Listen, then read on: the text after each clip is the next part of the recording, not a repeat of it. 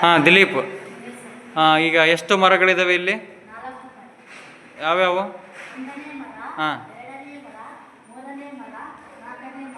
ಓಕೆನಾ. ಒಂದನೇ ಮರದಿಂದ ಎರಡನೇ ಮರಕ್ಕೆ ಇರುವ ದೂರ ಎಷ್ಟಿದೆ? ಹೌದಾ?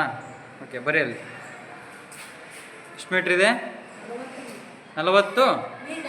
ಹಾಂ, ನೆಕ್ಸ್ಟ್. ಒಂದನೇ ಮರದಿಂದ ಮೂರನೇ ಮರಕ್ಕಿರುವ ದೂರ?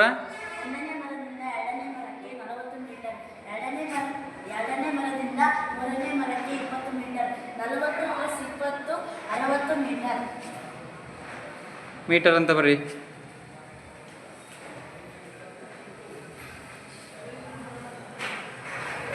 ನೆಕ್ಸ್ಟ್, ಒಂದನೇ ಮರದಿಂದ ನಾಲ್ಕನೇ ಮರಕ್ಕೆ ಇರುವ ದೂರ?